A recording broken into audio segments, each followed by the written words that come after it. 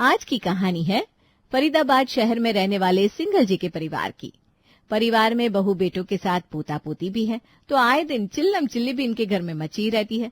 लेकिन चिल्लम चिल्ली की वजह इनका बड़ा परिवार नहीं बल्कि कुछ और है। इनके यहाँ की कहानी ही कुछ अलग है। इनकी कहानी है दुनिया से निराली। तो आइए आज देखते हैं सिंघल परिवार की कहानी। अरे रोज रोज के वही पंगे इस घर में, कोई कुछ करना ही नहीं चाहता। पूरे दिन सबको बस पकी पकाई कमाई चाहिए। अरे अब तो उठ जाओ महादेव जी, सोए पड़े हो। अरे बच्चे की स्कूल बस आ रही है, उसे बस में ही छोड़ आओ, बाकी तो तुम्हारे बस की कुछ है नहीं। साहिल सोते हुए उठता है। अरे उठ रहा हूँ भाई, तुम बिना सुबह सुबह से इतने तानों के साथ उठाती हो कि मूड ही खराब हो जाए किसी का। अच्छा, मूड खराब हो रहा है जनाब का, यहाँ मेरी जिंदगी खराब हो गई तुम्हारे संग बनकर। तभी जेठानी पायल भी भुन भुनाते हुए किचन में आती है। सही कह रही है शालू, ये सब तो एक ही तराजू में तौलने वाले हैं। न तो इनको कोई काम करना है, न इनको घर की कोई जिम्मेदारी उठानी है। बस हम लोग चक्की की तरह पीसते रहे। तभी सासू माँ आवाज लगाती है। अरे पायल, शालू, नाश्ता बन गया क्या? मुझे ऑफिस के लिए लेट हो रहा है। लाओ जल्दी से मेरा टिफिन दे दो और नाश्ता भी दे दो, कुछ डाल लूं पेट में थोड़ा बहुत। तभी दिलीप जी वहां आकर बैठ जाते हैं। उठ गए महाशय जी? अरे शालू, तेरे पापा जी उठ गए, उनके लिए भोग प्रसाद ले आओ जरा। और पायल, तू आरती की थाली ले आ। अरे क्या रज्जो जी, आप भी हर वक्त यही ताना मारती रहती हैं। फिर भी आपके कान पर जूं तक नहीं रेंगती। कहते ना, एक मछली पूरे तालाब को गंदा कर देती है। बस वैसे ही खुद तो माशाअल्लाह और दोनों बेटों को सुभान अल्लाह बना दिया है। तभी साहिल आता है। अरे मैं तो थक गया मम्मी, बिठाया मेहर को बस में। हाँ बेटा, बहुत ही बड़े पहाड़ तोड़ने वाला काम किया है ना तूने। रोहित भी नींद से उठते हुए आता है। अरे पापा जी, वो कल हमने ब्लिंकिट किया था ना रात में पिज्जा, क्या ही मस्त आया था, एक नंबर का पिज्जा था। आज फिर से उसी स्टोर से करेंगे। मतलब क्या ही बताएं, अभी तक ना मुंह में स्वाद आ रहा है। हाँ भाई, स्वाद तो आएगा ही जब बिना किसी मेहनत के घर पर बैठे मुफ्त का पिज्जा खाने को मिलेगा तो। अब आप लोग भी इस सोच में पड़े होंगे कि आखिर में ये माजरा क्या है, मतलब क्यों ये सारी औरतें मिलकर इन सब मर्दों को इस तरह से धो रही हैं मतलब बेइज्जत कर रही हैं। दरअसल इसके पीछे का राज ये है कि इस घर के सारे मर्द आराम पसंद है और इनके यहाँ पुश्तों से यही होता चला आया है, यानी कि ये इनकी खानदानी परंपरा है तो बस इसीलिए ये अभी तक निभाई जा रही है। अब ये देखना दिलचस्प होगा कि ये पीढ़ी भी यूं ही इस परंपरा को निभाएगी या फिर बेड़ियां तोड़कर आगे आएगी। आज की कहानी है फरीदाबाद शहर में रहने वाले सिंघल जी के परिवार की। परिवार में बहू बेटों के साथ पोता पोती भी है, तो आए दिन चिल्लम चिल्ली भी इनके घर में मची रहती है। लेकिन चिल्लम चिल्ली की वजह इनका बड़ा परिवार नहीं बल्कि कुछ और है। इनके यहाँ की कहानी ही कुछ अलग है। इनकी कहानी है दुनिया से निराली। तो आइए आज देखते हैं सिंघल परिवार की कहानी। अरे रोज रोज के वही पंगे इस घर में, कोई कुछ करना ही नहीं चाहता। पूरे दिन सबको बस पकी पकाई कमाई चाहिए। अरे अब तो उठ जाओ महादेव जी, सोए पड़े हो। अरे बच्चे की स्कूल बस आ रही है, उसे बस में ही छोड़ आओ, बाकी तो तुम्हारे बस की कुछ है नहीं। साहिल सोते हुए उठता है। अरे उठ रहा हूँ भाई, तुम बिना सुबह सुबह से इतने तानों के साथ उठाती हो कि मूड ही खराब हो जाए किसी का।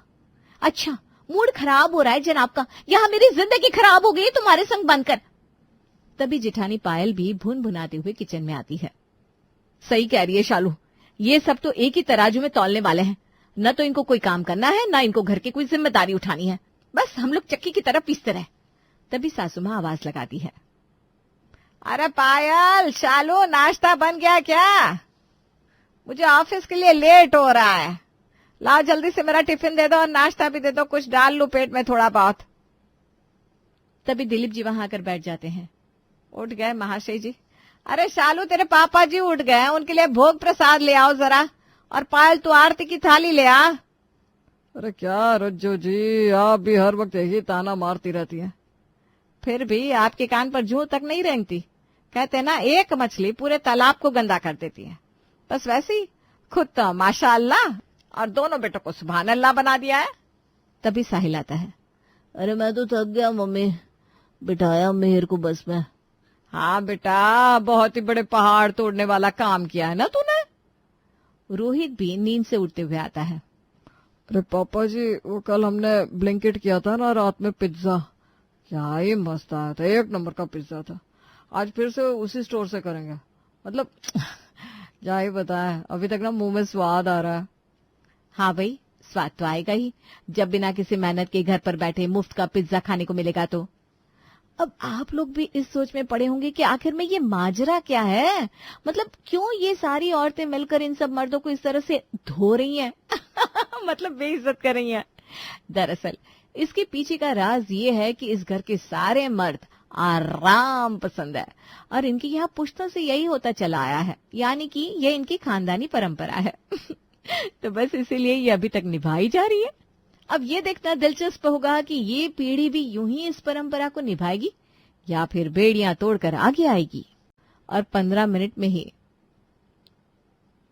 मिहिर और मायशा बर्गर खा रहे थे, तभी पायल भी सामने से आते हुए दिखती है। ये क्या खा रहे हो तुम दोनों? हम बर्गर खा रहे हैं बड़ी मम्मा। हाँ मम्मी, पापा ने हमारे लिए बर्गर ऑर्डर किया। अरे इनको रोज रोज ये खिलाकर क्या गोलगप्पा बनाओगे? खाना क्यों नहीं खिलाया इनको बनाकर? पायल की आवाज सुनकर रोहित आता है। अरे नाराज क्यों हो रही हो मेरी जान? ये नाराजगी तुम्हारी इन सुर्ख गालों पर अच्छी नहीं लगती। ये मक्खन लगाना बंद करो, मैं सब समझती हूँ। अब तुम्हारा पॉकेट मनी का टाइम आ रहा है ना, ये सब मस्का उसी के लिए लगाया जा रहा है। फिर पायल जोर जोर से आवाज लगाती है, मम्मी, शालू, कहाँ हो आप लोग? जरा बाहर तो आओ, मुझे आज सबसे कुछ बात करनी है। रज्जो और शालू बाहर आती हैं, उनके साथ साथ दिलीप और साहिल भी। मम्मी, मैं आज ये कहना चाहती हूँ कि अगर घर के बाहर का काम हम संभाल रहे हैं तो फिर घर के अंदर का काम इस घर के मर्द संभालेंगे। अब आप लोग बताइए, आप लोगों की क्या राय है इस पर? आपने तो मेरे मन की बात कह दी भाभी। अब हम लोग भी थक चुके हैं घर और बाहर दोनों की जिम्मेदारी उठाते हुए। बिल्कुल सही कह रही है पायल बहू, अब बहुत हुआ इनका ये नाटक। अरे मेरी तो जिंदगी निकल गई, जब अपना मर्द ऐसा मिला तो सोचा कि अपने लड़के तो ठीक निकलेंगे, लेकिन वो दोनों तो सोने पर सुहागा है। तो आज से इस घर की जिम्मेदारी आप तीनों की है, और अगर ये जिम्मेदारी नहीं लेनी तो कल से नहीं, आज से ही आप तीनों का कोई भी खर्चा हम नहीं उठाएंगे। अब घर के तीनों मर्द एक दूसरे की शक्ल देखने लगते हैं और कान में फुसफुसाते हैं। यह तो हमको नंगा ही करने पर उतर आई है। ऐसे तो हमारे राज्य अधिकार भी हमसे छीन लिए जाएंगे। अरे रुक जाओ पापा, अभी शांत रहने में ही भलाई है, वरना आग भड़क सकती है। पापा अभी हाँ कह दो, बाकी मेरे दिमाग में एक जबरदस्त आइडिया है। अच्छा ठीक है, हम घर की जिम्मेदारी उठाने को तैयार है। आप कल से किचन और बाकी घर के काम हम लोग कर देंगे बस। अगले दिन सुबह होती है और घर के सारे मर्द काम में लगे होते हैं, पूरी तल्लीनता के साथ किचन में। अरे मेरे टिफिन में कितनी देर है साहिल, मुझे देर हो रही है। अब बस बन रहा है, 10 मिनट और रुक जाओ। रोहित, मायशा की स्कूल शू कहाँ है? उसे पहनाकर जल्दी से बस में बिठा कर आओ ना। रोहित भागता हुआ आता है और मायशा को जूते पहनाकर बस पर छोड़ने चला जाता है। अरे दिलीप जी, कहाँ हो आप? आपको पता नहीं क्या आज आपकी ड्यूटी किचन में है? तभी आटे में सने हुए दिलीप जी किचन से बाहर आते हैं। अरे भाई रोटी ही तो बना रहा हूँ, तुम्हारे दोनों बेटों को रोटियां बनानी तो नहीं आती। तो क्यों नहीं सीखने दिया आपने उनको कुछ भी? मैंने तो बहुत कोशिश की थी कि बचपन से उनको कुछ सिखाऊं। जैसे तैसे करके घर के तीनों मर्द तीनों औरतों और दोनों बच्चों को तैयार करके भेज देते हैं और उसके बाद अब तीनों सोफे पर बेहाल से ढले हुए थे। पापा मेरे बस की ना ही है घर के काम। हाँ पापा, सच में ऐसे कैसे चलेगा? अरे तुम लोग बड़े ही कच्चे खिलाड़ी हो। मुझे देखो और कुछ सीखो, कैसे तुम्हारी माँ की कमाई पर 35 साल से राज्य किए जा रहा हूँ। तभी काम वाली बाई कमला आती है। भाई साहब, आज आप तीनों ऐसे सुस्त राम की तरह बेहाल क्यों पड़े हो? रोज तो बड़े खुश नजर आते हो, ऐसा लग रहा है जैसे किसी ने लूट लिया हो। चलो भी, मेरे को क्या है, मैं तो अपने बर्तन मांजती है। तीनों लोग कुछ नहीं बोलते, बस एक दूसरे की तरफ देखते हैं। जैसे ही कमला किचन में जाती है वो चीखती है, अरे बाबा, ये क्या किया है साहब? इतना बर्तन! हे भगवान, इतना बर्तन तो मेम सब पूरे हफ्ते में निकलती है। आज किचन की हालत देखकर समझ में आ रहा है, आज आप लोगों ने अपना टैलेंट इस रसोई में दिखाया है ना। भाई मैं नहीं करेगी बर्तन। ये क्या ही हालत है रसोई की, कितना बर्तन है, कितना खाना फैलाया है। ऐसा लग रहा है फेंक फेंक के खाना बनाया है तुम लोगों ने। मैं जाती है भाई। ये कहकर कमला चली जाती है। अरे सुनो तो सही कमला दीदी। अरे कमला दीदी सुनो तो सही, ये बर्तन हम कैसे करेंगे? पर कमला कुछ नहीं सुनती। अब तीनों बैठकर बर्तन घिसते हैं। तभी पायल की एंट्री होती है। क्या हुआ भाई, आप लोग बर्तन क्यों साफ कर रहे हो? कमला ने मना कर दिया, वो नहीं आएगी अब।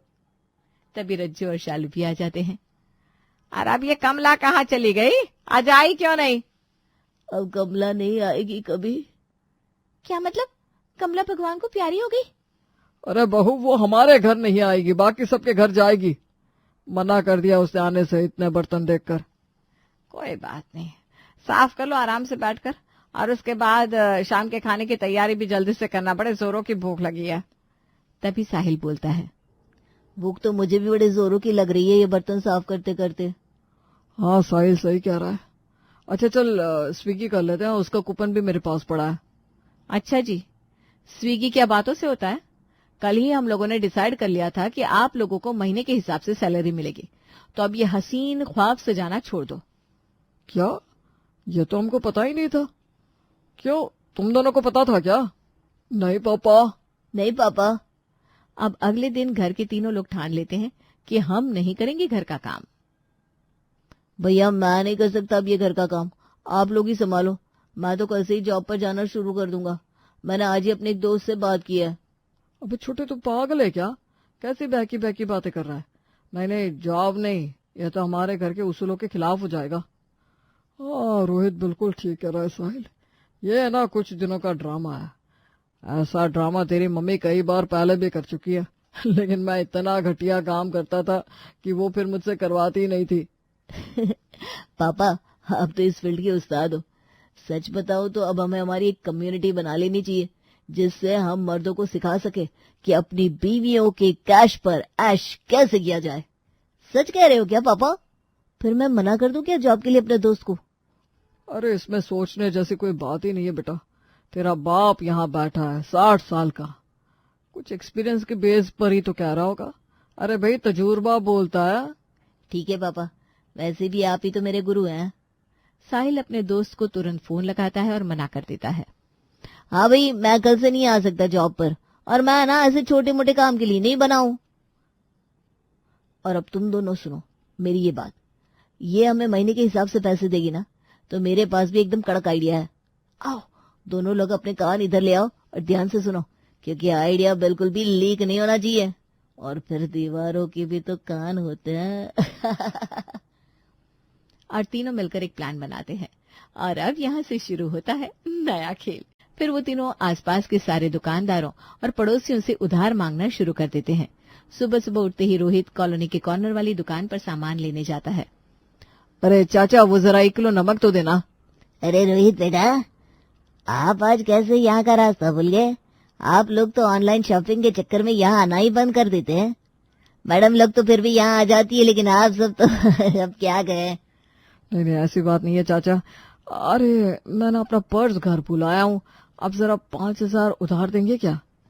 अच्छा ठीक है, देता हूँ ना, आपको कौन मना कर सकता है। क्यों चाचा, आपको विश्वास नहीं है क्या? अरे नहीं छोटे मालिक, ऐसी तो कोई बात नहीं है। आपके यहाँ तो शुरू से ही हमारे अच्छे संबंध रहे हैं। और रोहित ऐसे ही गिरदारी से रुपए ले लेता है और घर आकर पूरी बात दिलीप जी और साहिल को बताता है। चलो अब मैं भी अपना हाथ आजमाता हूँ। अब दिलीप जी अपने पड़ोसी मिश्रा जी का दरवाजा खटखटाते हैं। अरे मिश्रा जी कैसे हैं आप? भाई साहब, आपके कदम आज कैसे हमारे घर की तरफ मुड़ गए? अब क्या बताएं मिश्रा जी, घर से निकलने का वक्त ही नहीं मिलता, इतनी व्यस्तता रहती है कि कुछ पूछिए मत। आइए आइए अंदर आइए। भाई साहब चाय पीते हैं ना आप? दिलीप जी अंदर चले जाते हैं और चाय का आनंद लेते हैं। अच्छा मिश्रा जी, मैं ये कह रहा था कि मुझे ना जरा 8,000 रुपये की जरूरत है, मतलब अगर आपको कोई परेशानी ना हो तो। अरे क्या बात कर रहे भाई साहब, कोई मना कर सकता है क्या? आपको पूछने की क्या जरूरत? अरे नहीं नहीं, मैं आपको ना वैसे परेशान नहीं करता, लेकिन वो केवाईसी के कारण मेरा बैंक अकाउंट सीज हो गया है। अरे आपको इतना कहने की कोई जरूरत नहीं है, लीजिए ये रखिए 8,000 रुपये। दिलीप जी पैसे लेकर घर आते हैं और लोगों को पूरी बात बताते हैं। फिर ऐसे ही साहिल भी जाकर कॉलोनी में से सब्जी वाले से पैसे उधार ले आता है। अब आए दिन तीनों कभी इधर से पैसे उधार लेकर आते, कभी उधर से, और फिर फुल एंजॉय करते। उन्होंने घर का काम करना भी बंद कर दिया था। फिर एक दिन, अरे आपने आज पोछा क्यों नहीं मारा साहिल? देखो घर कितना गंदा है। क्या जी, अब आप भी घर का कोई काम नहीं कर रहे हैं? मतलब क्या चाह रहे हैं आप लोग कि आपको अपने महीने की पगार चाहिए कि नहीं चाहिए? अब हमारे बस की तो ये बात है नहीं कि हम घर का काम करें। अरे हमारी कोई इज्जत है कि नहीं? हाँ मम्मी, हम तो नहीं कर पाएंगे अब ये काम। तो सुन लो, अब इस बार लड़ाई आर पार की है। या तो घर का काम करो या फिर बाहर नौकरी करो, लेकिन दोनों हाथों में ऐसे लड्डू नहीं चलेंगे। अच्छा, ऐसा है क्या भाभी? जी हाँ, अब ऐसा ही है। भाभी बिल्कुल सही कह रही हैं। तभी दरवाजे की घंटी बजती है और शालू जाकर दरवाजा खोलती है। सामने गिरधारी खड़ा था। क्या हुआ गिरधारी अंकल, आप यहाँ अचानक कैसे? कुछ नहीं मेम साहब, वो मुझे रोहित साहब से कुछ काम था। हाँ बताइए ना, यही है रोहित भैया भी। तब तक सब गिरधारी की तरफ देखने लगते हैं और रोहित निकलकर बाहर आता है। रोहित गिरधारी को आंख मारकर जाने के लिए इशारा करता है, लेकिन पायल देख लेती है। अच्छा अच्छा रुकिए, क्या माजरा है गिरधारी काका? रुकिए और जरा पूरी बात बताइए। जब तक गिरधारी अपनी पूरी बात कह पाते तब तक वो पड़ोस का सब्जी वाला भी आ जाता है, जिससे साहिल ने पैसे उधार लिए थे। सब्जी लेनी है क्या साहब जी? अरे आज तो सारे ही लोग घर पर है, कोई खास बात है क्या? तभी साहिल निर्मल को देखकर सक पका जाता है। अरे जाओ तुम अभी यहाँ से, फालतू क्या बकवास कर रहे हो? अच्छा साहब, आज आपको मेरी बातें बकवास लग रही है, और जब आपने मुझसे मीठा बोलकर उधार लिया था तब तो ऐसा नहीं कहा था। अब रज्जू, शालू और पायल तीनों एक दूसरे की शक्ल देखने लगते हैं। अब आप भी अपने कांड का खुलासा कर ही दो, क्योंकि अब हम तीनों ही समझ गए हैं कि ये जो इतने दिनों से आप लोगों का फुल एंजॉय चल रहा था ना, वो कैसे चल रहा था। अब तीनों अपनी अपनी बीवियों को मनाने में लग जाते हैं, क्योंकि अब वो समझ चुके थे कि उनकी शामत आ चुकी है। जब तक रहेगा समोसे में आलू, तब तक रहेगी तू मेरी शालू। इधर साहिल गाना गाकर और डांस करके शालू को मनाता है। उधर दूसरी तरफ रोहित और दिलीप जी भी अपनी बीवियों को मना रहे हैं। ये जो तेरी पायल की छन छन है, मेरे दिल की ये धड़कन है। पायल गुस्से में रोहित को धक्का देकर हटा देती है और उधर दिलीप जी भी अपनी रज्जू जी के पीछे घूम रहे हैं। तभी घर में एंट्री होती है पड़ोसी मिश्रा जी की। अरे दिलीप जी, आपके यहाँ का माहौल तो बड़ा ही रोमांटिक सा हो रखा है। क्या बात है, सब कपल मिलकर डांस कर रहा है।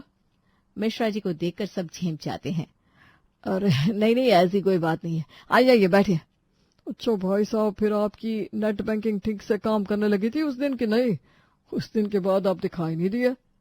नेट बैंकिंग की बात सुनकर रज्जू जी के कान खड़े हो गए। नेट बैंकिंग काम नहीं कर रही या कब हुआ? फिर मिश्रा जी पूरी बात बताते हैं, जिसे सुनकर रज्जू जी आग बबूला हो जाती हैं और मिश्रा जी के जाने का इंतजार करती हैं। उनके जाते ही घर की तीनों औरतें तीनों मर्दों से सीधे साफ शब्दों में कह देती हैं, अब या तो आप लोग जॉब करो या फिर घर का काम संभालो। अब घर हमसे नहीं संभाला जाएगा भाई। क्यों? हम लोग तो दोनों जगह मैनेज करते हैं और आप लोग एक जगह भी नहीं संभाल सकते। तो अब आप लोग जॉब करिए। अरे मैं बूढ़ा कहाँ नौकरी करूंगा भाई। तो आप घर संभालिए और आपके दोनों बेटे जॉब करने जाएंगे, और यही आखिरी फैसला है। अगर ऐसा नहीं करेंगे तो एक पैसे की उम्मीद भी अब हम तीनों से नहीं करना, क्योंकि अति हर चीज की बुरी होती है, जो आप लोग कर भी चुके हैं। इसलिए अब कल से सब अपने काम पर लग जाइए। फिर क्या, अगले दिन से रोहित और साहिल जॉब पर जाने लगते हैं और दिलीप जी घर और बच्चों को संभालते हैं। जब देखो खुड़ुक खड़ाक। इन पड़ोसियों ने तो दिमाग का दही कर दिया है। न जाने क्या कमी रह जाती है उनके घर में कि हर तीसरे दिन कुछ ना कुछ तोड़ फोड़ करवाना शुरू कर देते हैं। अभी जाकर इनकी मरम्मत करती हूँ। इस बार अच्छे से सुना कर आना इन लोगों को प्रमिला। मैं तब तक एक कप चाय बनाकर पी लेता हूँ। कितना शोर हो रहा है, हाय मेरा सर। और अपने पड़ोसियों के घर हो रहे कंस्ट्रक्शन की आवाज से चिड़ी हुई प्रमिला उनके घर पहुंच जाती है। अरे सुमन जी, कहाँ हैं आप? इतनी भी इंसानियत नहीं बची क्या आप लोगों में? मेरे पति का सर दर्द से फटा जा रहा है और आपके घर से आवाजें आनी बंद ही नहीं हो रही। तो उनके कानों में कोयला डाल दीजिए आंटी जी। ये कौन बोला? अपने हाथ में सर दर्द की गोली का पत्ता लिए स्वाति कमरे से बाहर आती है और प्रमिला के हाथ पर उस पत्ते को रखते हुए कहती है, मैं बोली, सर में दर्द हो रहा है ना आंटी, तो ये दवाई पानी में मिलाकर अंकल जी को खिला दीजिएगा। 5 मिनट में दर्द छूमंतर हो जाएगा। मतलब तुम लोग इस ठोका ठोकी की आवाज को बंद नहीं करने वाले? आंटी जी, वो तो हो नहीं पाएगा। एक्चुअली हमारे हॉल में ना काम चल रहा है, as you can see. तो किस दिन तुम्हारे घर में काम नहीं चलता? जिस दिन से तुम लोगों की पड़ोसन बनी हूँ, मेरे तो कर्म ही फूट गए। इनको तो माइग्रेन की शिकायत हो गई और मुझे बहरेपन की। पिछले 6 महीनों से तुम्हारे घर पर काम ही चल रहा है। मुश्किल से 3 रूम का फ्लैट नहीं, पर कंस्ट्रक्शन तो ऐसे करवाती हो मानो अभी इस फ्लैट के अंदर एक स्वयंभू बिल्डिंग बाहर निकाल लोगी। बात को बहुत ज्यादा आगे बढ़ता देखकर सुमन फौरन वहां आती है। अरे आप शांत हो जाइए प्रमिला जी, मैं कहती हूँ अभी लेबर रुक जाएंगे। हाँ, थोड़ी देर भाई साहब आराम कर ले, उनका सर दर्द ठीक हो जाए, उसके बाद काम शुरू होगा, उसमें क्या है। आप ही बताइए बहन जी, मैंने कुछ गलत बोला क्या? अरे उनके सर में सच में दर्द हो रहा है। मुझे तो समझ में नहीं आता आप और भाई साहब कैसे इस आवाज को बर्दाश्त करते हैं। 24 घंटे एक ही आवाज, सर में दर्द नहीं हो जाता आप लोगों के? क्या कहूँ बहन जी, मैं तो खुद ही परेशान हूँ, पर ये मेरी बहू है कि मानती ही नहीं। हम हो रहे हैं बूढ़े और ये ठहरी जवान, ज्यादा बहस तो कर नहीं सकते। आप जाइए, मैं कोई और रास्ता देखती हूँ। तो ये थी स्वाति, जो कोई इंटीरियर डिजाइनर तो नहीं थी, पर किसी इंटीरियर डिजाइनर से कम भी नहीं थी।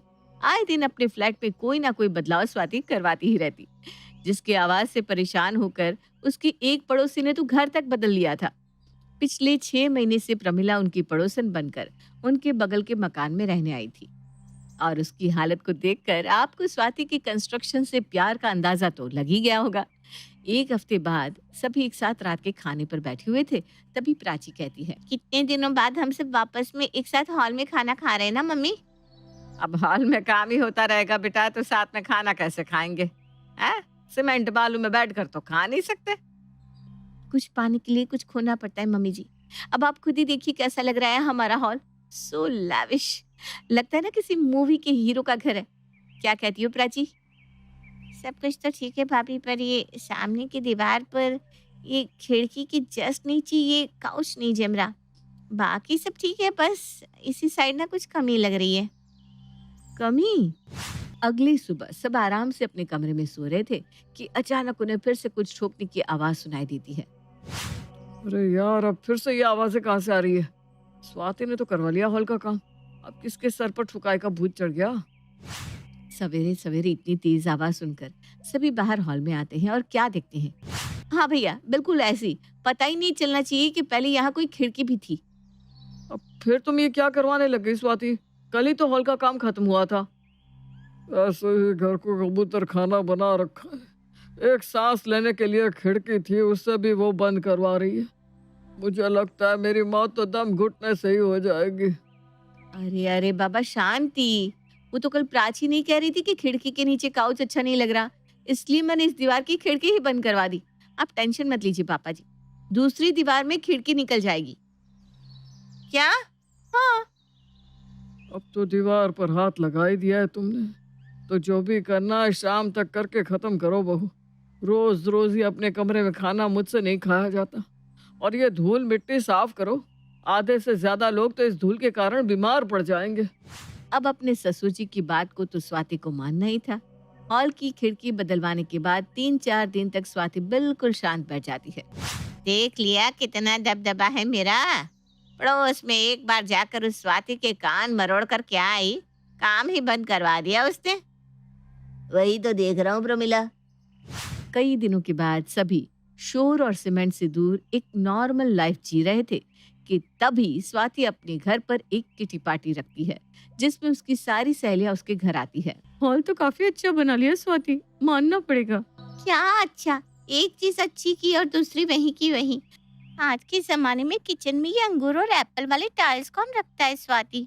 सो लो क्लास। दीवारों पर वुडन टाइल्स या ग्लास टाइल्स लगने लगे। कभी मेरे घर आओ तो तुम्हें समझ में आएगा किस तरह घर बनाया जाता है। अब इसके बाद स्वाति के अंदर का कीड़ा बिलबिलाने से कहाँ रुकने वाला था, और अगले ही दिन स्वाति अपने किचन के टाइल्स को बदलवाने लग जाती है। स्टोन इफेक्ट वाले टाइल्स लगवाऊंगी, अर्थ कलर और वुड्स का काम। ऐसे किचन की दीवारें निखर कर आएगी कि नेहा की सारी हेकड़ी उतर जाएगी। घर की एक हिस्से में तोड़फोड़ खत्म होता तो दूसरे में शुरू हो जाता। किचन में सारे चेंजेस करवाने के बाद एक रोज स्वाति अपने कमरे में आराम से फोन चला रही थी कि तभी स्क्रॉल करते करते वो एक रील देख लेती है। ये कब हुआ? मुझे तो पता ही नहीं था। आजकल रूम और टॉयलेट सेपरेट रहते हैं। नहीं, सही भी है। इससे वास्तु पर भी कोई इफेक्ट जरूर पड़ता होगा। मैं कल ही अपने कमरे को बड़ा करवा लेती हूँ और इस बाथरूम को कॉमन बाथरूम बनवा दूंगी। क्या कहते हो सुमित?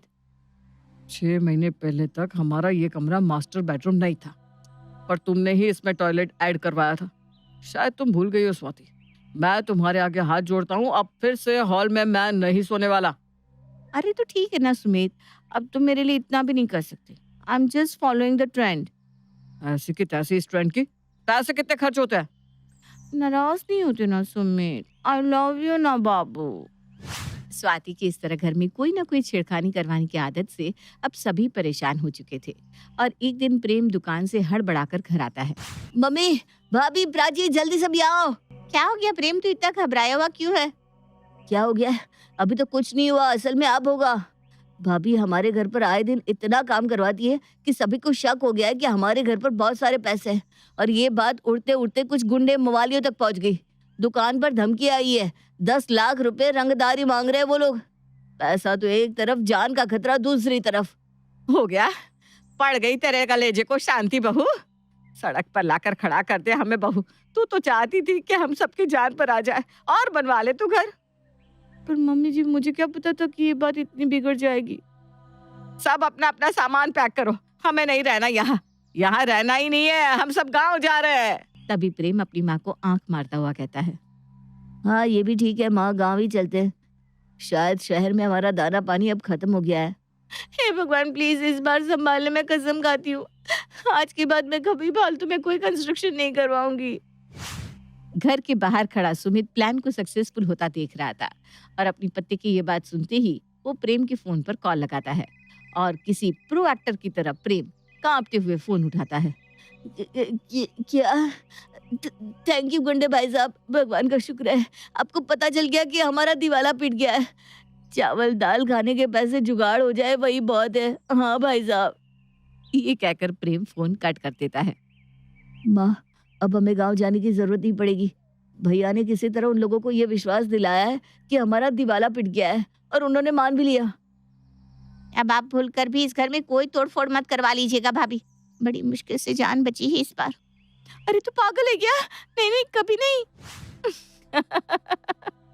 और कुछ इस तरह दोनों भाई मिलकर स्वाति की सादत को छुड़वा ही देते हैं। सीमा का बेटा पीयूष भले ही सांवला था, पर नेचर और दिल का बहुत साफ था। अपने पिताजी के जाने के बाद भी उसने अकेले ही पूरे घर की जिम्मेदारी संभाल ली थी। इसलिए सीमा चाहती थी कि उसकी बहू सुंदर होने के साथ ऐसी हो जो पूरे घर की जिम्मेदारियों को संभाल सके। और इसीलिए सीमा की सहेली पीयूष के लिए परी का रिश्ता लेकर आती है। देख ली ना फोटो, है ना लड़की लाखों में एक। अब बता, अपनी पीयूष के लिए कैसी रहेगी? तुझे पसंद है ना? लड़की तो सच में बहुत सुंदर और गोरी है, पर लड़की इतनी गोरी है और मेरा बेटा, कहीं ऐसा ना हो कि लड़की मेरे बेटे का रंग देखकर उसे मना कर दे। सीमा बहुत संस्कारी है और उसे अपने लिए ऐसा जीवन साथी चाहिए जो उसका ख्याल रख सके। और अपना पीयूष का दिल तो बहुत साफ है। तू बस इस रिश्ते के लिए हाँ कर दे, लड़की की गारंटी मैं लेती हूँ। अब क्या था, सीमा अपने पीयूष के लिए परी के रिश्ते को हाँ कर देती है। बहुत जल्द पीयूष और परी की शादी हो जाती है। शादी होने के कुछ दिनों तक तो सब कुछ अच्छा चल रहा था। सीमा अपनी बहू परी से बहुत प्यार कर रही होती है, तो वहीं परी भी अपने ससुराल वालों का बहुत अच्छे से ख्याल रखती है। ऐसे ही एक दिन सीमा की कुछ पड़ोसन उसके घर आती है और जब वो परी को देखती है तो उनकी आंखें फटी की फटी रह जाती है और सीमा की दोनों पड़ोसन आपस में बात करती हैं। अरे बहन, सीमा की बहू कितनी सुंदर है, ऐसे लग रहा है दूध से धुली हुई हो। सही कह रही हो बहन, इसे देखकर तो ऐसा लग रहा है जैसे कोई अंग्रेजन हो। अपने पूरे मोहल्ले में इतनी गोरी बहू किसी की नहीं। मुझे तो समझ में नहीं आ रहा, लड़की इतनी गोरी और पीयूष इतना काला। आखिर इस लड़की ने पीयूष से शादी कैसे कर ली? अंदर की बात तो किसको पता होती है बहन, क्या पता कुछ और बात हो। खैर जो भी कहो, सीमा की बहू इनका खानदान बदल देगी। एकदम गोरे गोरे बच्चे होंगे अब तो इनके घर में। दोनों पड़ोसन सीमा के घर में बैठकर बात कर रही थी, तभी सीमा मंदिर से निकलकर उनके पास आती है अरे रीमा बबीता, आज इतनी सुबह सुबह तुम दोनों मेरे घर, कुछ काम है क्या? लो कर लो बात, अब काम होगा तभी हम तुमसे मिलने आएंगे क्या? हम तो तुम्हारी बहू से मिलने आए थे। देखा नहीं था ना हमने तुम्हारी बहू को, और तुमने तो अपनी बहू के मुंह दिखाए भी नहीं की।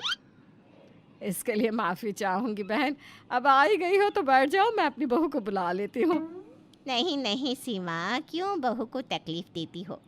तुम्हारी बहू से हम मिल चुके हैं। तुम जब पूजा कर रही थी तब तुम्हारी बहू ने आकर हमारे पैर छुए थे। वैसे तुम्हारी बहू बड़ी ही संस्कारी है और सुंदर भी। आखिर इतनी गोरी बहू तुम लाई कहाँ से? अपनी पड़ोसन की बातें सुनकर सीमा मुस्कुराने लगती है। ऐसे ही अब सीमा अपनी पड़ोसन से बात करती है और उनके दोनों पड़ोसन सिर्फ उसकी बहू की तारीफ ही करती रहती है। ये देखकर सीमा को बहुत अच्छा लगता है। अब ऐसे ही कुछ दिन बीत जाते हैं। एक दिन सीमा की नौकरानी तारा वीडियो कॉल पर अपने किसी रिश्तेदार से बात कर रही थी, तभी वहाँ परी आ जाती है। इतना हंस हंस के किससे बात कर रही हो तारा काकी? छोटी मालकिन ये ना मेरी ननद है, बम्बई में रहती है।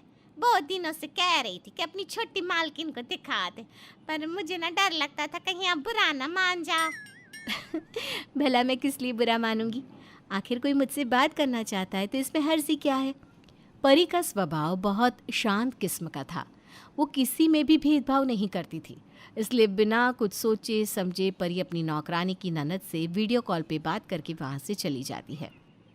देखा तूने, मेरी छोटी मालकिन कितनी सुंदर और गोरी चिट्टी है। कहाँ हमारे मालिक और कहाँ हमारी परी मालकिन। जैसा नाम वैसा रंग रूप है इनका।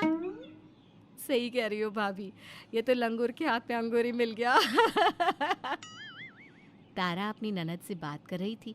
ये सब कुछ सीमा सुन लेती है और अपनी नौकरानी को धमकाती है। किससे बात कर रही हो वीडियो कॉल पर? किसी से तो नहीं बड़ी मालकिन, मैं तो बस अपनी ननद से बात कर रही थी। बहुत दिन हो गए थे ना बात किए हुए, और वो भी गाँव गई है, तो बस ऐसे ही। बहुत अच्छे से जानती हूँ तू अपनी ननद से क्या बात कर रही थी और किस बारे में। अरे तू होती कौन है मेरे बहू बेटे के बारे में बात करने वाली? आइंदा से अगर तूने कभी भी मेरे बेटे बहू के बारे में किसी से बात की तो मैं तुझे नौकरी से निकाल दूंगी, समझी? माफ़ करना मालकिन, ऐसी गलती दोबारा नहीं होगी। सीमा अपनी नौकरानी को तो धमका देती है, पर आखिर वो किस किस का मुंह रोक लेती। अब जब भी किसी को अपने बेटे बहू के बारे में बात करते हुए देखती तो हमेशा वो पाती कि लोग उसके बेटे का मजाक बनाते। ये देखकर सीमा को अपनी बहू से नफरत होने लगती है। गलती की मैंने अपने बेटे की लड़की ऐसी लड़की से शादी करवाकर। मुझे अपने बेटे का और इसका रंग देख लेना चाहिए था। कहाँ ये इतनी गोरी और कहाँ मेरा बेटा काला।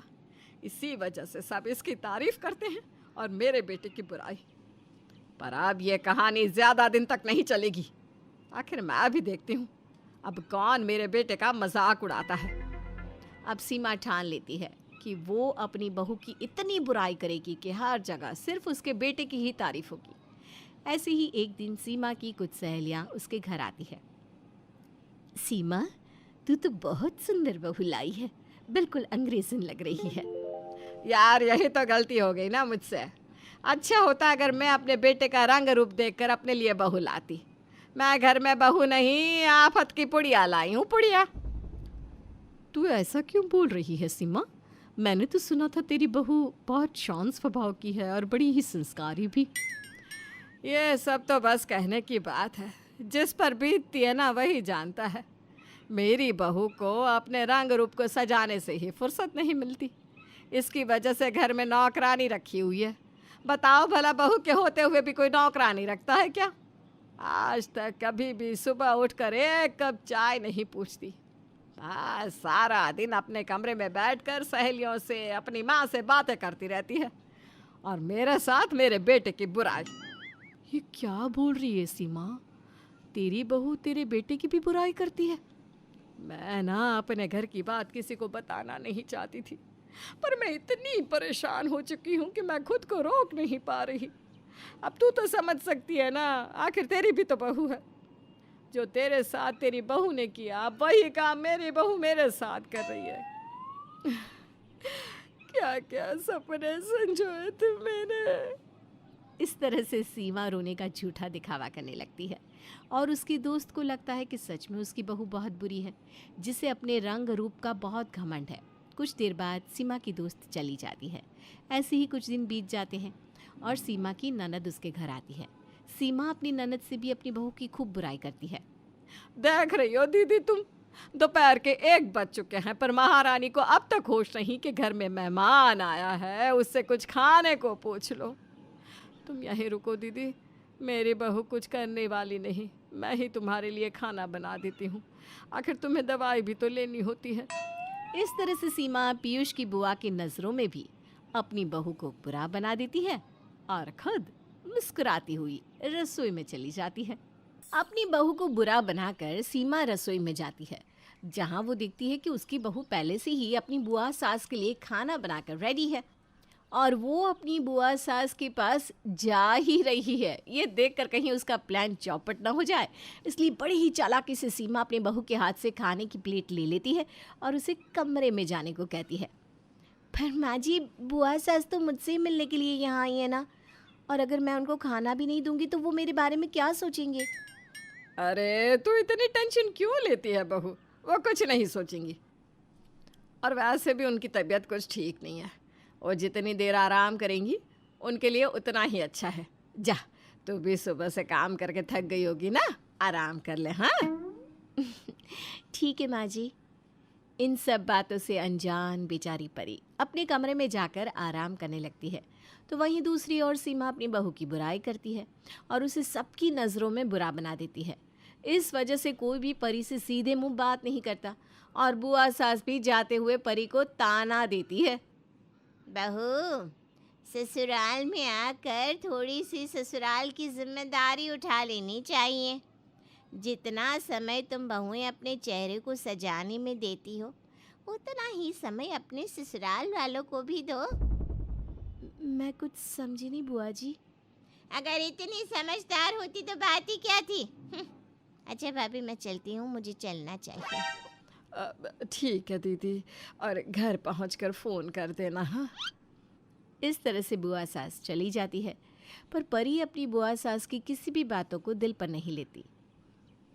इन सब बातों से अनजान बेचारी परी को उसकी सास ने उसे सबकी नज़रों में बुरा बना दिया है। वो अब भी अपनी सास को माँ मानती है। अब ऐसे ही कुछ दिन बीत जाते हैं और देखते ही देखते बहुत जल्द पीयूष का जन्मदिन आ जाता है। माँ जी, आज पीयूष जी का जन्मदिन है, तो मैं सोच रही थी कि क्यों ना इस बार आप और मैं हम दोनों मिलकर पीयूष जी को एक सरप्राइज दे। बहू, पीयूष तो अपना जन्मदिन मनाता ही नहीं, फिर हम उसे क्यों सरप्राइज दें? माँ जी, ये सब कुछ आप मुझ पर छोड़ दीजिए, मैं सब देख लूँगी। बस मुझे आपका थोड़ा सा साथ चाहिए, आप मेरी मदद कर दीजिएगा। इस तरह से परी अकेले घर का सारा काम करती है और पीयूष के लिए एक सरप्राइज़ प्लान करती है, जिसमें वो पूरे घर को बहुत ही सुंदर तरीके से सजाती है और अपने सभी रिश्तेदारों के साथ पीयूष और अपने कुछ दोस्तों को घर पर बुलाती है। शाम को जब पीयूष घर आता है और ये सारी डेकोरेशन देखता है तो उसे बहुत अच्छा लगता है, पर सीमा वहाँ पर भी अपनी बहू को बुरा बनाने की कोशिश करने लगती है। वाह, आज पहली बार मेरा जन्मदिन इतनी अच्छी तरह से बन रहा है। वैसे ये सब प्लान किसका था? पीयूष बेटा, ये तो तू बताएगा ना कि ये सब तेरे लिए कौन कर सकता है। पीयूष थोड़ा सा सोच में पड़ जाता है, पर पीयूष बहुत अच्छे से जानता था कि ये सब काम परी का है, और वो जैसे ही परी का नाम लेने जाता है कि तभी उसकी बुआ बोलती है, बेटा, ये सब किसी और ने नहीं बल्कि तेरी माँ ने किया। बचपन से तुझे पाल रही है और आज जब उसे मौका मिला तो उसने तेरे लिए इतना बड़ा सरप्राइज प्लान किया। वैसे ना ये सब कुछ तेरी परी को करना चाहिए था, पर उसे खुद से फुर्सत ही नहीं मिलती जब वो घर का या तेरे लिए कुछ काम कर सके। अपनी बुआ सास की ये बात सुनकर परी के पैरों तले ज़मीन खिसक जाती है और उसका चेहरा उतर जाता है।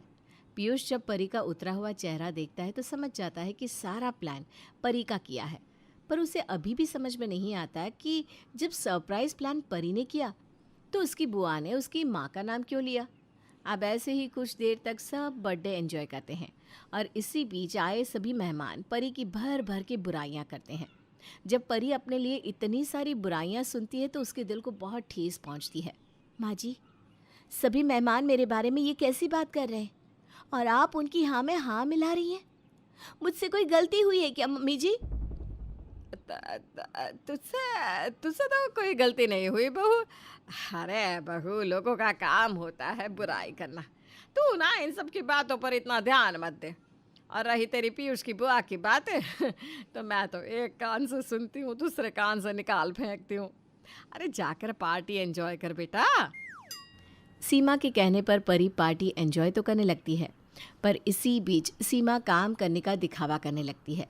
सीमा को काम करता देखकर घर आए सभी मेहमान एक बार फिर से परी की बुराई करने लगते हैं। परी बहू, तुम्हारे मायके वालों ने तुम्हें कुछ नहीं सिखाया क्या? तुम्हारी सास अकेली इस उम्र में काम कर रही है और तुम पार्टी एंजॉय कर रही हो। वो बुआ जी, मैं बस। परी बोल ही रही होती है कि बुआ सास परी के ऊपर बरसने लगती है। ये देखकर पीयूष को ज़रा भी अच्छा नहीं लगता और वो मेहमानों के जाने का इंतज़ार करने लगता है। मेहमानों के जाते ही पीयूष परी के आंसू पोंछता है और अपनी माँ से कहता है, माँ, मैंने देखा किस तरह से पार्टी में आप परी की बुराई कर रही थी, लेकिन परी ऐसी बिल्कुल नहीं है जैसे आप लोगों की नज़रों में उसे बना रही हो। मुझे समझ में नहीं आ रहा, आप मेरी परी को सबकी नज़रों में इतना बुरा क्यों बना रही हो? बेटा, मैं तेरी माँ हूँ, मैं तेरी बीवी को बुरा नहीं बना रही, बल्कि तेरी बीवी तुझे बुरा बना रही है सबकी नज़रों में। पता है, जब से ये हमारे घर में बहू बनकर आई है ना, सब क्या बोलते हैं तेरे बारे में। लोग कहते हैं लंगूर के हाथ अंगूर आ गया। न जाने और किस किस तरह से लोग तेरा मजाक बनाते हैं।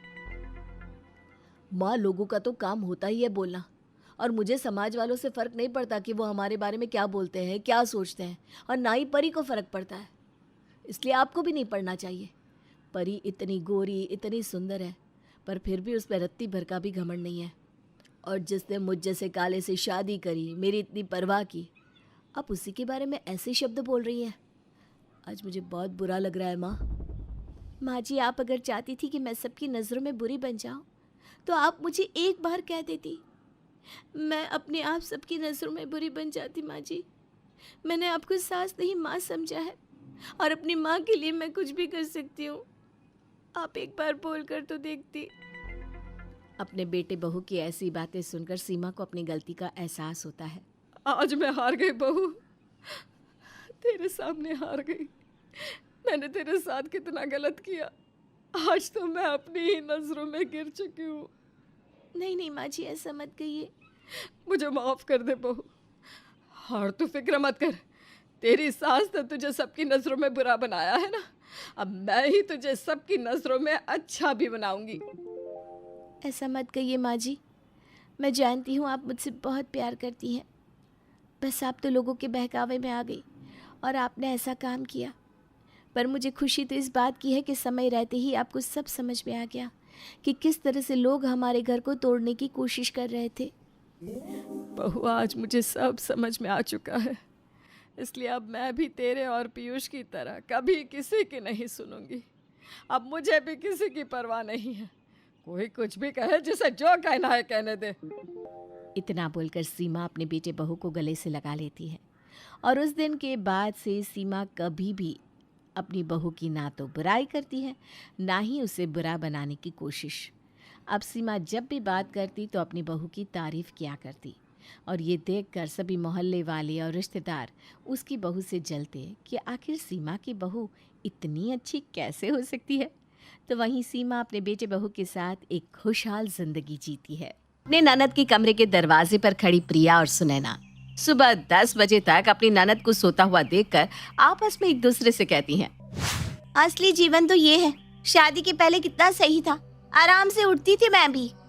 कोई झंझट नहीं, कोई टेंशन नहीं, पर अब घर भी देखना पड़ता है और बिजनेस भी। सुनैना और प्रिया आपस में बात कर रही थी कि तभी जोरों की अंगड़ाई लेती हुई सोनिया उठती है। अरे वाह भाभी, बिल्कुल टाइम पर आई हैं आप कॉफी लेकर। दीजिए दीजिए, बिना कॉफी के ना रेडी नहीं करती। Bye God.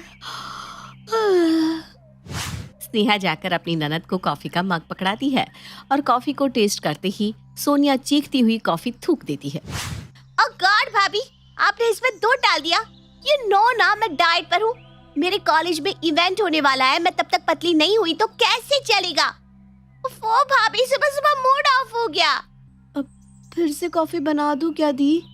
आप क्या भाभी, छोड़िए आप जाइए, मैं जल्दी से रेडी हो जाती हूँ, मुझे कॉलेज के लिए लेट हो रहा है। और कुछ इस तरह सोनिया अपनी भाभीियों के सर पर बैठकर नाचा करती थी। सुनैना और प्रिया मिलकर साथ में बिजनेस करते थे। एक दिन सुनैना बिजनेस संभालती तो एक दिन प्रिया, क्योंकि घर भी तो संभालना था। जिस दिन सुनैना काम पर जाती उस दिन प्रिया घर संभालती, और जिस दिन प्रिया काम पर जाती उस दिन सुनैना घर संभालती। घर और बिजनेस संभालने के बाद उन्हें अपनी ननद के नखरे भी उठाने पड़ते थे। कॉलेज जाने के 2 घंटे बाद सोनिया अपनी भाभी को कॉल करके कहती है, भाभी मेरे पास अभी डिलीवरी बॉय का फोन आया था, वो हमारे एड्रेस पर पहुंचता ही होगा। बस आप एक काम करना, उससे मेरा पार्सल रिसीव कर लेना। बस पार्सल रिसीव करना है ना दी, कर लूंगी, आप टेंशन मत लीजिए। इतना कुछ झेल रही हो तो पार्सल रिसीव ना करके बुरी क्यों बनूं? और कुछ देर में आ जाता है पार्सल। सुनैना को लगता है कि बस पार्सल ही तो रिसीव करना है। डिलीवरी बॉय के दरवाजे पर आते ही सुनैना जाकर पार्सल ले लेती है। हो गया ना भैया, बिल भी ले लिया मैंने, अब खड़े क्यों हो? पेमेंट? क्या पेमेंट नहीं की हुई है? अरे दीपिनो, कितने का है पार्सल? यही कोई 2200 का, बिल में देखिए ना लिखा होगा। 2299। दीजिए यूपीआई, कर देती हूँ पेमेंट। लग गया सुबह सुबह 3000 का चूना। रात के वक्त प्रिया दुकान से वापस आती है। प्रिया को अकेला पाते ही सुनैना उसे इस बारे में बताती है। तो आज फंसी गई तू। मेरे लिए तो ये रोज का हो गया है। जब भी घर पर रहने की मेरी बारी होती है ना, उस दिन तो दीदी का कोई ना कोई पार्सल जरूर आता है, और वो कभी भी पेमेंट करके नहीं रखती। पिछली 3 बार से पार्सल ले रही हूँ उनका। 10,000 तक का तो खर्चा हो गया है मेरा फिजूल में ही। क्या 10,000? ये तो फिजूल खर्च है। यहाँ कस्टमर को 3,000 का माल बेचने में 300 बार मरना पड़ता है। अरे दीदी, हमारे खून पैसे की कमाई को पानी की तरह बहा रही है दीदी। मैं आज ही जाकर मम्मी जी से इस बारे में बात करती हूँ। उसी रात सुनैना और प्रिया इस बारे में अपनी सास से बात करती हैं। बताइए मम्मी जी, अब हम क्या करें? रोज रोज इतना सारा खर्चा कैसे उठाया जाए? मैंने तो जिस दिन घर की चाबियां तुम दोनों को सौंपी थी, घर की जिम्मेदारियां भी उसी दिन तुम लोगों पर छोड़ दी थी। अब इस परेशानी से कैसे बचना है, तुम दोनों आपस में ही देख लो भाई। सिर्फ संपत्ति ही हाथ लगे ऐसा तो नहीं हो सकता ना बहू, साथ में विपत्ति भी तो हाथ लगती है। प्रिया और सास को अपनी सास से कोई मदद नहीं मिलती। अगले दिन सोनिया के कॉलेज जाने के बाद बड़े इत्तेफाक से दिन आया है। एक तो फ्राइडे, पूरा मार्केट बंद, तो दुकान जाने का लफड़ा नहीं। ऊपर से सोनिया दी भी घर पर नहीं है। एक काम कर, हम दोनों आज पार्लर चलते हैं खुद की पैम्परिंग करने। प्रिया और सुनैना पार्लर जाकर मैनिक्योर, पेडिक्योर और हेयर कटिंग करवाती हैं। कितने पैसे हुए? 11,400। क्या? ऐसे कैसे? ये 2-4 चीजों का 11,000? हिसाब की पक्की हूँ मैं, कैंची चलाकर। आपके पीछे से 4 बार आपकी ननद आकर ब्लो ड्रायर और स्पा करवा गई है। अब उसके पैसे भी तो जुड़ेंगे ना दीदी, तो सारा हिसाब मिलाकर एक बार में बता दिया। इतने पुराने ना मैं बकाया नहीं रखती, आगे से ध्यान रखिएगा। लग गया ना चूना। बड़ी हंसी आ रही थी आपको। अब तो कोई परमानेंट सॉल्यूशन कीजिए दीदी का। बस बहुत हुआ, अब तो किसी भी तरह दीदी की शादी करनी होगी। अब जीजा जी उठाए उनके खर्चे, मुझसे तो ना हो रहा। घर लौटने के बाद प्रिया बड़ी होशियारी से अपनी सास के पास जाती है और उनसे बातों बातों में कहती है, बचपना बहुत है ना दीदी में। 10 बजे उठना, हाथ में कॉफी चाहिए, नहाने के बाद टॉवेल बेड पर छोड़ देना और अपने भाइयों के पर्स से चिपके रहना। अरे भाई, बड़े भाई है तो इतना तो करना ही पड़ेगा नहीं? हम भी तो पहले ऐसे ही थे, पर जैसे ही शादी हुई अपने आप लाइन पर आ गए। शायद बेटियों की शादी ना इसलिए भी की जाती है ताकि उसमें बड़प्पन आ जाए। खैर, क्या फर्क पड़ता है। दीदी की शादी को तो अभी कम से कम 5 साल बाकी है। अभी उम्र कितनी है उनकी? 28 साल? ये कोई उम्र होती है? शादी की उम्र आएगी तो खुद अकल आ जाएगी उन्हें। अरे रोक बड़ी बहू, क्या कहा तूने? इधर उधर के काम में मैं तो ये भूल ही गई थी कि 28 साल की हो गई है सोनिया। अब तो जल्द से जल्द इसकी शादी करनी पड़ेगी। तो दीदी का बायोडेटा इधर उधर भेज दूं क्या मम्मी जी? अब तू कुछ नहीं करेगी, इस घर की बड़ी मैं हूँ। बस तुम कल नाश्ते के बाद सभी को मेरे कमरे में ले आना। अपनी सास की बात मानकर प्रिया अगले दिन नाश्ते के बाद सभी को अपनी सास के कमरे में ले जाती है, जहां सुधा सीधा अपना डिसीजन सुना देती है। ये ले 1 लाख रुपए मयंक, तेरे हाथ में दे रही हूँ। सभी के कपड़ों की खरीदारी तुझे ही करनी है।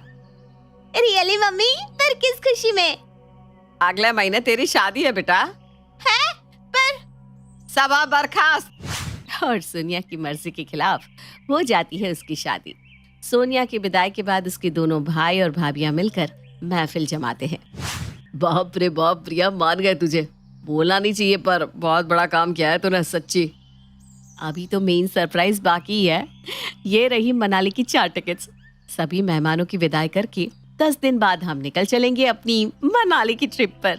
अरे वाह भाभी, यू आर फैंटास्टिक। अब होगी पैसों की बचत, और अब तुम दोनों को भी ना ज्यादा काम करने की जरूरत नहीं है। हम अपने ऑफिस में ब्रेड जाम या रात की रोटियां ले जाएंगे। आराम से उठना। पापा मम्मी तो ऐसे भी 10 बजे के बाद ही उठते हैं। रात को भी खाना बना कर रख देना, हम गरम करके ले लेंगे। जितना टेंशन तुम लोगों को उठाना था तुम दोनों ने उठा लिया, अब आराम से जियो। प्रिया और सुनैना के लिए उनका ससुराल अब जन्नत बन चुका था, क्योंकि उन्हें अब किसी भी चीज की टेंशन नहीं होने वाली थी। सोनिया के जाने के बाद प्रिया और सुनैना का पहला दिन तो बहुत अच्छा गुजरता है, पर दूसरे ही दिन सवेरे सवेरे प्रिया के फोन पर उसके जीजा जी का फोन आता है। कैसी है भाभी जी आप? हो गया सवेरा? हाँ हाँ छोटे जवाई जी, बताइए क्या सेवा करें हम आपकी। नहीं, सेवा नहीं करनी है, बस एक छोटा सा उपकार कर दीजिए। आपकी इकलौती ननद के लिए कुछ गोल्ड ज्वेलरी ऑर्डर की है मैंने। मेरे एड्रेस पर डिलीवरी हो ही नहीं रही थी, तो मैंने आपके एड्रेस पर डिलीवरी करवा दी। आप बस पार्सल रिसीव कर लीजिएगा। पार्सल तो मैं रिसीव कर लूंगी जीजा जी, पर सब कुछ अपनी बीवी के लिए, हमारे लिए कुछ भी नहीं। 4 चेन ऑर्डर किए मैंने आपकी ननद के लिए, एक आप रख लीजिएगा। ये कहकर निशांक फोन रख देता है। गहनों की बात सुनकर ऐसी कौन सी औरत होगी जो खुश ना हो, और प्रिया को तो मुफ्त में सोने की चेन मिलने वाली थी, जिससे उसकी खुशी का कोई ठिकाना ही नहीं था। मानना पड़ेगा सोनिया दीदी को, हस्बैंड तो बहुत अच्छा मिला है। शादी के 4 दिन हुए नहीं कि 4 सोने की चेन मंगवाए हैं दीदी के लिए, जिसमें से एक मेरा भी है। बस तू पार्सल आने दे, सबसे बेस्ट पीस पहले मैं ही निकालूंगी। बताओ, मैंने जब भी पार्सल लिया नुकसान ही हुआ, और जब फायदे की बात निकली तो मुझे पार्सल लेने बोला ही नहीं गया। आप ना बहुत लकी हो भाभी। और 4 दिन बाद पार्सल अपने समय पर प्रिया के घर पहुंच जाता है। डिलीवरी बॉय की आवाज सुनते ही भागती हुई प्रिया दरवाजे पर जाती है और पार्सल रिसीव कर कमरे की तरफ जाने लगती है कि डिलीवरी बॉय कहता है, मैम पेमेंट, आधा पेमेंट हुआ है, 50% पेमेंट बाकी है। क्या? जीजा जी ने भी पेमेंट नहीं किया? कितना पेमेंट करना है भैया? 1 लाख। तभी वहां मयंक आ जाता है। सवेरे सवेरे 1 लाख का क्या मंगवा लिया प्रिया तुमने? आप ही कीजिए पेमेंट, आप ही के जीजा जी का पार्सल है, उनसे ले लीजिएगा बाद में। अभी तो सिर्फ पार्सल आया था, पार्सल भेजने वाले जीजा जी का आना तो अभी बाकी था। अगली सुबह दरवाजे पर पहुंच जाते हैं अपने सालों के इकलौते निशांक जीजा जी विथ सोनिया। जिस दामाद के आने के पहले ही उसके ससुराल वालों को 1 लाख का चूना लग गया हो, उसके ससुराल पहुंचने के बाद न जाने क्या होगा। कहाँ गई भाभी? मेरी आवाज सुनकर छिप गई क्या? छुड़वा लिया ना मुझसे पीछा। आपके घर खाना खाने नहीं आई हूँ, मुँह छिपाने की जरूरत नहीं है भाभी। अरे बेटा क्यों नाराज हो रही है? आ रही है ना तेरी भाभी। प्रिया तो दुकान गई है और सुनैना ना आ रही है। अब तू बता कैसी है तू? मेरी तो शादी कर देना मम्मी, अब मैं कैसी भी रहूं क्या फर्क पड़ता है? अरे सोनिया क्या तुम भी? नहीं मम्मी जी, वो बात यह है कि सोनिया का वहाँ मन ही नहीं लग रहा, इसलिए मैं इसे यहाँ ले आया। सोनिया को वापस देखते ही सुनैना सबसे पहले प्रिया को कॉल करके घर बुलाती है और आधे ही घंटे में प्रिया मयंक के साथ अपने ससुराल पहुंच जाती है। आपका पार्सल आ गया है जीजा जी। लगता है पार्सल की आपने हाफ पेमेंट की थी जीजा जी, 1 लाख मुझे देने पड़े। वैसे तो कोई दिक्कत की बात नहीं है, पर 1 लाख कैश कौन रखता है, और ऑनलाइन ट्रांजैक्शन वो भी इतने बड़े अमाउंट का, आप समझ सकते हो जीजा जी। लीजिए देखिए, ऐसे ऐसे साले हैं आपके नसीब में। दहेज के नाम पर इन्होंने एक फूटी कोड़ी नहीं ली थी, तो कम से कम तुम भाइयों को इन्हें सोने की चेन पहनानी चाहिए कि नहीं? पर नहीं, यहाँ साले जीजाओं को छाती पर बैठा कर रखते हैं और तुम लोग हो कि इनके आते ही पैसे का हिसाब करने लगे। किसी ने पानी तक नहीं पूछा इनसे। जब से आए हैं बेचारे प्यासे बैठे हैं। नहीं बहुत हुआ, चलिए आप यहाँ से। आपकी और इंसल्ट नहीं देख सकती मैं। अरे नहीं नहीं दीदी, बेटी इस तरह नाराज होकर जाती हुई शोभा देती है क्या? रुकिए, और 1 लाख देकर जाइएगा। कुछ कहा क्या आपने? आप दोनों पहले खाना खा लीजिए, दिमाग ठंडा कर लीजिए। चल सुनैना किचन में। सोनिया और निशांक खाने पर बैठते हैं। सुनैना लाकर सोनिया के आगे पूरियां परोसती है। बस 2 पूरियां? ये भी क्यों दी? खाली थाली ही दे दी होती भाभी। अरे क्या बात हो गई सोनिया, कुछ और बनवा दूं क्या? 2 पूरियां लाकर प्लेट में डाला गया है मेरे। भाई कोई मांग मांग कर कितनी और पूरियां मांगेगा, और पूरियां भी इतनी छोटी। वाह जी वाह। लगता है आज मैडम बड़ी नाराज हो गई है। अब तुम्हें जो भी खाना है खा लो सोनिया, रात को हम बाहर चलेंगे बस। ओके मेरी प्यारी भाभी, अभी खाना बना बना कर थक गई होंगी, तो आज रात की पार्टी जीजा की तरफ से किसी 5 स्टार होटल में चलेंगे। भाभी देख लीजिएगा किस होटल में जाना चाहती हैं आप। आप जाकर मुर्गी पकड़ाइए, आज तो अच्छे से इनकी जेब काटेंगे। आप ही कोई अच्छा सा रेस्टोरेंट देख लीजिए। अरे देख लीजिए क्या, मैंने देख लिया है। यहाँ ना एक नया रिसोर्ट खुला है। 2000 के नीचे तो वहाँ चाय भी नहीं मिलती। आज पार्टी वहीं होगी। और पूरा परिवार रात को डिनर के लिए एक महंगे से 5 स्टार रेस्टोरेंट पे पहुँच जाता है। What would you like to have, ma'am and sir? आपके रेस्टोरेंट की स्पेशलिटी क्या है, वही लेकर आइए। मुझे तो दाल चावल और रोटी मंगवा दे बहू। वो सब यहाँ नहीं मिलेगा मम्मी, ये 5 स्टार होटल है। यहाँ अलग अलग देशों के अलग अलग तरह की खाने की चीजें मिलती हैं। अरे फिर मुझ बूढ़ी को साथ में लाने की क्या जरूरत थी? मैं घर जाकर ही खा लूंगी। अगर मुझे पता होता तो मैं घर से खा कर ही आ जाती। बेकार में मेरी सुबह की खिचड़ी बर्बाद हो जाएगी। अभी खा कर खत्म कर देती ना उसे। कल तो गुरुवार है, कल खा भी नहीं पाएंगे। डोंट वरी सर, मैम के लिए प्लेन राइस और पीली दाल हम ले आएंगे, वो भी है मेन्यू में। ला, यहाँ तो ये भी मिलता है। पर हाँ जवाई जी, मेरे हिस्से के पैसे ना मैं खुद दूंगी। अपने सालों और भाभीियों पर आपको जो खर्च करना है करिए, पर मैं अपने जवाई के पैसे का कुछ नहीं खा सकती। क्योंकि पार्टी निशांक दे रहा था, सभी अच्छी तरह पेट भर के खाते हैं और सभी के खाने के बाद तक खाता रहता है निशांक। काफी अच्छा रेस्टोरेंट सजेस्ट किया भाभी, मानना पड़ेगा। आप क्या प्लेट ही खा जाएंगे जीजा जी? कीजिए ना पेमेंट, चलते हैं। रेस्टोरेंट बंद होने का टाइम हो गया है। हाँ अभी कर देता हूँ भाभी जी। वेटर जरा बिल लाना। निशांक वेटर से बिल मंगवाता है और ऑनलाइन पेमेंट करने के लिए अपने पॉकेट से फोन निकालता है। गजब का इत्तेफाक है, नेटवर्क ही नहीं आ रहा फोन में। लगता है सर्वर इश्यू है। साली साहब जरा आप पेमेंट कर दीजिए, ज्यादा का बिल नहीं है, फिर हम बाद में हिसाब कर लेंगे। दाल चावल और ये चाउमीन के हैं 25,000? बाप रे। जैसी सोनिया दीदी वैसे उनके पति। और अपनी ही पैसों का डिनर कर प्रिया को वापस अपने घर आना पड़ता है। जैसे ही सभी रेस्टोरेंट से बाहर निकलते हैं, बू, बू, बू, बू। कुत्ते की आवाज सुनते ही निशांक उछलकर अपने छोटे साली की गोदी में चढ़ जाता है। अरे इस कुत्ते को हटाओ हटाओ हटाओ, यहाँ से मेरा हार्ट अटैक हो जाएगा। अरे मैं मर रहा हूँ, कोई हटाओ इस कुत्ते को, मेरी छाती। क्या हुआ जीजा जी? आप तो बड़े हिम्मत वाले हैं, हमारी दीदी को बर्दाश्त कर रहे हैं, तो इस कुत्ते से कैसे डर गए? एक कुत्ता ही तो है, इतना क्या घबराना कि रोहन की गोदी पर ही चढ़ गए आप। अपने साले की गोद में चढ़ भी गए तो क्या हो गया भाभी? क्या आफत आ गई? यहाँ तो साले अपने जीजाओं के लिए छत से कूद जाते, और इनके रोहन की गोद में चढ़ जाने से आपको तकलीफ हो रही है। ये देखते ही प्रिया समझ जाती है कि निशांक को कुत्तों से डर लगता था और अपने ननद और नंदोई से पीछा छुड़वाने के लिए वो अगली ही सुबह अपने घर अपने दोस्त का कुत्ता मंगवा लेती है। सुबह सुबह जैसे ही निशांक अपने कमरे से बाहर आता है, हॉल में एक कुत्ते को घूमता देखकर उछलकर सोफे पर चढ़ जाता है। ये क्या है? क्या नहीं कौन, ये टफी है जीजा जी, मेरी फ्रेंड का पेट। वो कुछ दिनों के लिए छुट्टियों पर जा रही है ना, तो तब तक ये हमारे साथ रहेगा। बस ये सुनने की देर थी कि निशांक भागता हुआ अपने कमरे में जाकर अपना सामान बांधने लगता है। अरे मुटली उठ, बहुत खा लिया अपने भाई भाइयों के पैसे से, अब सामान उठा, हमें वापस जाना होगा। क्या कहा? अरे तू निकल, खुद तो मेरी भोली भाभीयों के पैसों पर पलने आ गया था यहाँ, और मुझे ज्ञान दे रहा है। ज्यादा दिमाग खराब मत कर, वरना बाहर जाकर सभी के सामने तुम्हारा खाता खोल दूंगी।